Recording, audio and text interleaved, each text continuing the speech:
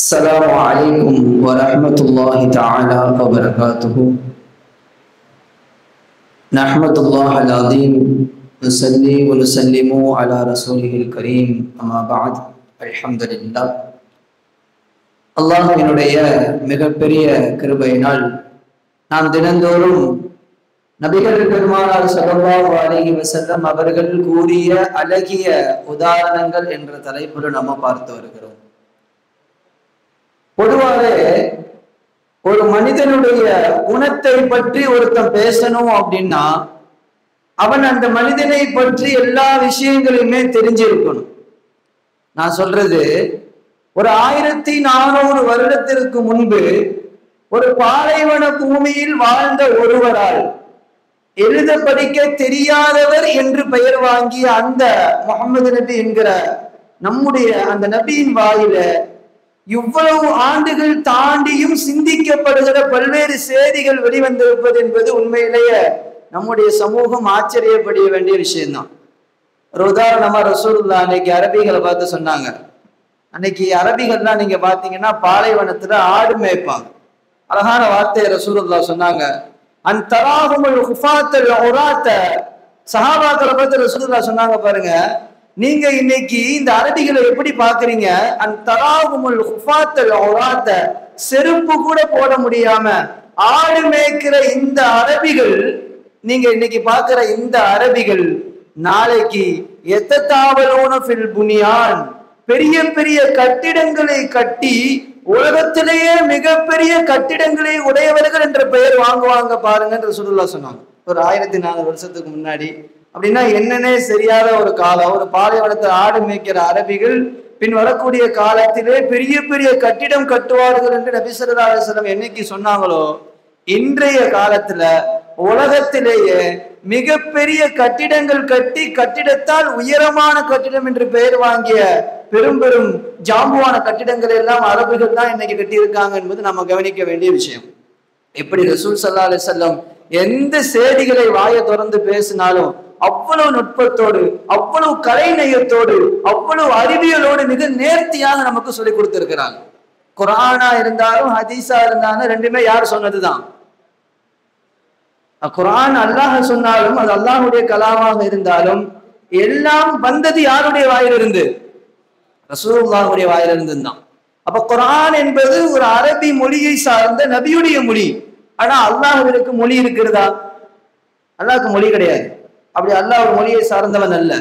வெறுமனே அல்லாஹ்வுடைய கருத்துக்களை நபியுடைய வார்த்தைகளால் அரபி மொழியிலே இந்த குர்ஆன் வெளிவந்திருக்கிறது. குர்ஆனாக இருந்தாலும் ஹதீஸாக இருந்தாலும் அதில் இருக்கிற மொத்த அறிவியல் ஞானங்களும் ரசூல் ஸல்லல்லாஹு அலைஹி வஸல்லம் அவங்களுக்கு கொடுக்கப்பட்டிருக்கிறது. அப்படி கொடுக்கப்பட்ட ஒருத்தரால மட்டும்தான் இவ்வளவு ஆழமான கருத்துக்களை, அழகான உதாரணங்களை சொல்ல முடியும். அந்த வரிசையில ரசூலுல்லாஹ் ஒரு ஹதீஸ் இப்படி வருது, முஸ்லிம்ல வரக்கூடிய ஒரு ஹதீஸ். ரசூலுல்லாஹ்க்கு 3 காலம் கூடிய ஞானமும் கொடுக்கப்பட்டிருந்துச்சு. மொத்தம் எத்தனை காலம் இருக்குது? 3 காலம் இருக்கு இல்லையா? இறந்த காலம், நிகழ்காலம், வருங்காலம். இந்த 3 காலம் இருக்கு இல்லையா? இந்த 3 காலத்துடைய ஞானமும் ரசூலுல்லாஹ்க்கு கொடுக்கப்பட்டிருந்துச்சு. ஒரு அழகான ஹதீஸ் முஸ்லிம்ல வரும். மர்ரன் நபியு ஸல்லல்லாஹு அலைஹி வஸல்லம் அலா கபரைன். இந்த ஹதீஸ் நீங்க எல்லாம் கேள்விப்பட்டிருப்பீங்கன்னு நினைக்கிறேன். ரசூலுல்லாஹ் 2 கபர்களை கடந்து போவாங்க. மர்ரன் நபியு ஸல்லல்லாஹு அலைஹி வஸல்லம் அலல் கபரைன், ரசூலுல்லாஹ் 2 கபரை கடந்து போவாங்க. ஃபகால், அப்ப ரசூலுல்லாஹ் சொல்லுவாங்க, இன்னஹுமா லா யுஅத்திபானி, இந்த கபர்ல இருக்கிற 2 பேரும் அதாவு செய்யப்படுகிறார்கள். மா யுஅத்திபானி ஃபீ கபீரின், அவங்க 2 பேரும் பெரிய பாவம் செஞ்சதுக்காக அதாவு செய்யப்படல. 2 பேருமே சின்ன பாவம் தான் செஞ்சாங்க, ஆனாலும் அதாவு செய்யப்படுகிறார்கள். என்ன பாவம் தெரியுமா செஞ்சாங்க? பகால அம்மா அஹதுஹுமா, அதுல ஒருத்தர் பயம்சி பில்லல் பின் நமீமா, பூமியில கோல் பேசிக்கிட்டு திரிஞ்சாரு, அதனால அதாவு செய்யப்படுறாரு. அம்மல் ஆஹரு பகால லா யஸ்ததிரு மின் பௌலிஹி, இன்னொருத்தர் இருக்கிறாரு, அவர் சிறுநீர் கழிச்சிட்டு ஒழுங்கா சுத்தம் செய்ய மாட்டார். ரெண்டுமே சின்ன காரணம். ஒருத்தர் பூமியில கோல் சொல்லி திரிஞ்சாரு, இன்னொருத்தர் சிறுநீர் போனா ஒழுங்கா சுத்தம் செய்ய மாட்டாரு. இந்த 2 காரணத்திற்காக அந்த கபரிலே அவர்கள் அதாபு செய்யப்படுகிறார்கள் என்று சொல்லிட்டு ரசூலுல்லாஹ் சும்மா ஃபஅஹத ஜரீதத்தன் ரத்பத்தன், ஒரு ஈரமான செடியை ரசூலுல்லாஹ் எடுத்து ஃபஷக்க நிஸ்பைன், 2ஆக அதை பிளந்து ரசூலுல்லாஹ் சும்மா கரஜ அலா குல்லி கபரின் வாஹிதா, ஒவ்வொரு கபரிலையும் ரசூலுல்லாஹ் ஊண்டி வச்சுட்டு இப்படி சொன்னாங்களாம், கால லஅல்லஹு யுகஃபஃபு அன்ஹுமா மா லம் தைபஸா, இந்த ரெண்டு செடிகளும் காயாமல் இருக்கிற வரையும் இந்த கபரில் இருக்கிறவங்களுக்கு அதாபு குறைக்கப்படும்னு சொன்னாங்க. இந்த ஹதீஸ் கேள்விப்பட்டிருக்கீங்களா? ரசூலுல்லாஹ் நடந்து போனாங்க, ரெண்டு கபூர்ல இருக்கிறவங்க அதாபு செய்யப்பட்டாங்க. உடனே ரசூலுல்லாஹ் வந்து என்ன காரணத்துக்காக அதாபு செய்யப்பட்டதுன்னு சொல்லிட்டு செடியை உடைச்சி ரெண்டு கபூர்ல ஊண்டி வச்சுட்டு போயிட்டாங்க. இப்ப இந்த ஹதீஸ்ல நாம எப்படி அணுகணும்னா, ரசூலுல்லாஹ் நடந்து போகிற பொழுது அந்த நிகழ்காலத்துல கபூர்ல இருக்கிற ரெண்டு நபர்களும் அதாபு செய்யப்படுகிறார்கள் என்கிற செய்தி கண்ணுக்கு தெரிகிற செய்தி அல்ல, கண்ணுக்கும் அப்பாற்பட்டு மண்ணுக்குள் நடக்கிற அந்த அதிசயத்தை ரசூல் ஸல்லல்லாஹு அலைஹி வஸல்லம் நிகழ்காலத்துல கண்டார்கள்.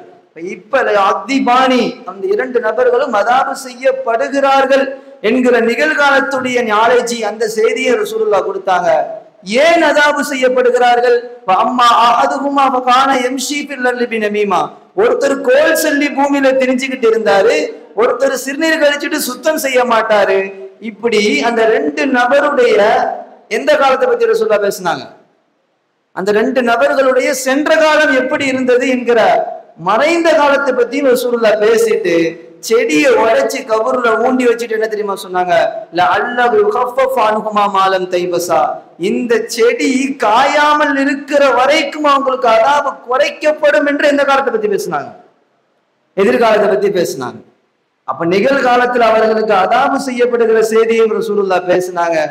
ஏன் அதாபு செய்யப்படுகிறது என்கிற இறந்த காலத்தை பற்றியும் பேசினார்கள். செடி காயும் காலமெல்லாம் இவர்கள் அதாபு செய்யப்பட மாட்டார்கள், குறைக்கப்படும் என்கிற எதிர்காலத்தை பற்றியும் ரசூலுல்லாஹ் பேசினாங்க. இவ்வளவு அழகான நுட்பமான ஒரு ஹதீஸ்ல எல்லா செய்திகளையும் அள்ளி கொடுக்கிற அந்த ஜவாமியுல் கலீமான வார்த்தைகளை பயன்படுத்தி நுட்பமாக பேசுகிற அந்த சக்தி, அந்த ஆற்றல் நம்முடைய நபி ஸல்லல்லாஹு அலைஹி வஸல்லம் அவங்களுக்கு அல்லாஹ் இயற்கையாவே கொடுத்திருந்தான். அப்ப அந்த நபி நமக்கு, நம்முடைய மக்களுக்கு ஒரு உதாரணம் சொன்னாங்க. நம்ம எல்லாரும் வந்து ஒரே மாதிரி இருக்க மாட்டோம். ஒருத்தன் சாஃப்டா இருப்பான், ஒருத்தன் கோபமா இருப்பான், ஒருத்தன் வந்து கருவெருன்னு இருப்பான், ஒருத்தன் சிரிச்ச முகத்தோட இருப்பான். இப்படி பல பல தரப்பட்ட மக்களா நாம இருக்கிறோம் இல்லையா? இப்ப இந்த பலதரப்பட்ட மக்களுக்கு ரசூலுல்லாஹ் ஒரு உதாரணம் சொன்னாங்க பாருங்க. இன்னமன் நாசு கல் இபிலில் மீயதி, இந்த மக்கள் இருக்கிறார்கள் அவர்கள் 100 ஒட்டகத்தை போல. இன்னமன் நாசு கல் இபிலில் மீயதி, இந்த மக்கள் என்பவர்கள் ஒரு 100 ஒட்டகத்தை போல. 100 ஒட்டகம், நீங்க பாருங்க, ஒவ்வொரு ஒட்டகமும் ஒவ்வொரு வெரைட்டியா இருக்கும். இந்த ஒட்டகத்தை பத்தி கூட அன்னைக்கு அப்துல் ரஹ்மான் உஸ்தாத் ரொம்ப நேரம் பேசினாங்க. இப்ப இந்த எல்லா ஒட்டகத்தை வச்சு நம்ம என்ன செய்ய முடியாது? நம்ம பயணம் செய்ய முடியாது. எல்லா ஒட்டகத்தையும் சும்மா தூக்கிட்டு போக வைக்க முடியாது. சர்க்கஸ் ஒட்டகம் இருக்கும், சும்மா ஷோக்குன்னு சில ஒட்டகம் இருக்கும், சோம்பேறி ஒட்டகம் இருக்கும், நல்லா காஸ்ட்லியா பயன்படுத்துறதுக்குன்னு சில ஒட்டகம் இருக்கும். இப்படி பல வெரைட்டிஸ் இருக்குது. அப்ப ரசூலுல்லாஹ் சொல்றாங்க பாருங்க, மக்கள் என்பவர்கள் ஒரு 100 ஒட்டகத்தை போன்றவர்கள். லா தகாது தஜிது ஃபீஹா ராஹிலத்தன், லா தகாது தஜிது ஃபீஹா ராஹிலத்தன், நீங்க சுமைகளை சுமந்து பயணம் செய்வதற்கென்றே ஒட்டகத்தை நீங்க பார்த்து பார்த்து தேர்ந்தெடுக்கணும். எல்லா ஒட்டகமும் நீங்க நினைக்கிற மாதிரி என்ன செய்யாது, நீங்க கொடுக்கிற சுமைகளை தூக்கிக்கிட்டு பயணம் செய்யாது என்று ரசூல் ஸல்லல்லாஹு அலைஹி வஸல்லம் நம்மை போன்ற மக்களுக்கு உதாரணம் சொன்னாங்க. நம்ம எல்லாரும் ஒரே மாதிரி இருக்க மாட்டோம். எல்லாரும் நல்லா படிங்கன்னு சொன்னா எல்லாரும் நல்லா படிப்போமா? எல்லாரும் எல்லாம் படிக்க மாட்டோம். எல்லாரும் நான் பேசுறத கவனிங்கன்னு சொன்னா எல்லாரும் கவனிப்பீங்களா? அப்படிலாம் கிடையாது. எல்லாம் ஒவ்வொருத்தரும் ஒவ்வொரு தரப்புல, ஒவ்வொருத்தரும் ஒவ்வொரு விதமான டைப்ல இருக்கிறோம் என்பது ரசூல் ஸல்லல்லாஹு அலைஹி வஸல்லம் உணர்ந்து சொல்லக்கூடிய விஷயம். இப்ப நாமளும் இங்க 100 பேர் இருக்குன்னா 100 பேரும் 100 ஒட்டகத்தை போல. 100 ஒட்டகத்துல வந்து கவனிக்கிறதுக்குன்னே தகுதியான சில ஒட்டகம் மட்டும்தான் கவனிக்கும். தூங்குறதுக்குன்னே தகுதியான சில ஒட்டகம் என்னத்தான் செய்யும்? தூங்கத்தான் செய்யும். பயணத்துக்குன்னே தகுதியான ஒட்டகம் மட்டும்தான் பயணம் செய்ய தகுதியாக இருக்கும் என்று ரசூலுல்லாஹ் சொன்ன மாதிரி அவங்களுக்குன்னு இயல்பான குணத்தை அல்லாஹ் கொடுத்து முக்தலிஃபான ஒரு படைப்பாக அல்லாஹ் நம்மளை படைத்திருக்கின்றான். அவன் நாம நம்முடைய இயல்பு என்னவோ அதுலதான் நம்ம பயணிக்க முடியும். அழகான உதாரணத்தை ரசூலுல்லாஹ் நமக்கு சொல்லி கொடுத்தாங்க. ஆக நாம நம்முடைய வாழ்க்கையில இன்னும் இது போன்ற நிறைய உதாரணங்களின் மூலமாக பெறக்கூடிய படிப்பினைகளை பெற்று வாழ்க்கையில் உண்மையாக ரசூல் ஸல்லல்லாஹு அலைஹி வஸல்லம் எந்த மாதிரி உதாரணங்களை சொல்லி அதில் என்ன புரிய வைக்க நாடினார்களோ அந்த உண்மை மஃபூமை புரியக்கூடிய ஆற்றலை எல்லாம் நம் அனைவர்களுக்கும் நசீபாக்குவானாக. வ ஆகிரு தஅவானா அல்ஹம்துலில்லாஹி ரப்பில் ஆலமீன். அஸ்ஸலாமு அலைக்கும் வ ரஹ்மத்துல்லாஹி தஆலா வ பரகாத்துஹு.